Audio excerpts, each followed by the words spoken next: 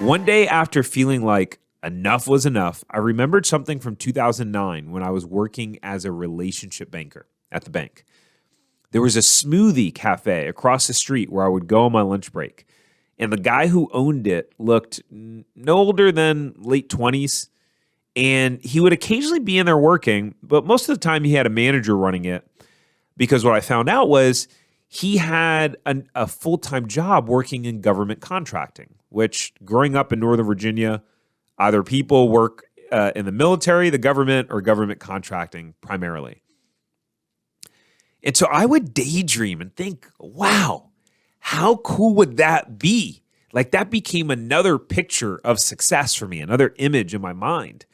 To one day own a franchise or a smoothie franchise, now that would be cool. That would mean success. And then I do what I normally do with my analytical self, that my mind started spinning with questions. Well, how much does it cost to get one of those open? Like, how do you even do it? How do you finance it? Do you have to pay for it all in cash? How much money does he make? And so on. I remember sitting in the room in my parents' house, because I was still living with my parents at the time.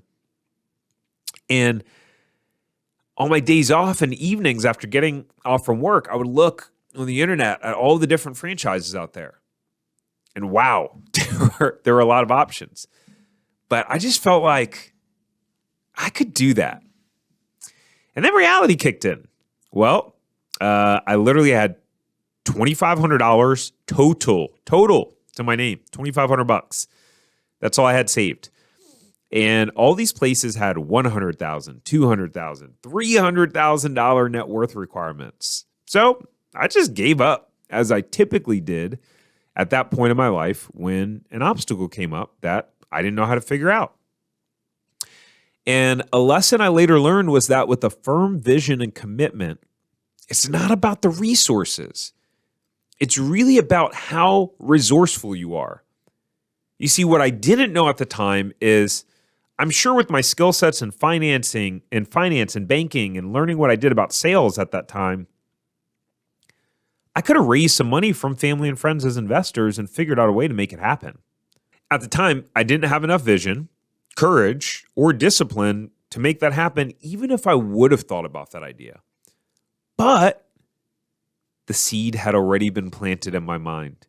And another lesson that I learned at that time, here's another lesson that I learned, is that ideas and goals are often like seeds that get planted.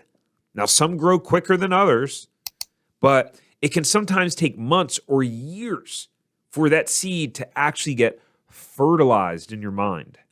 Hey, if you enjoyed this short clip, you can check out another short clip right here. Or if you want to see the full episode of this podcast, you can watch that right here. I look forward to seeing you soon, and have a great day.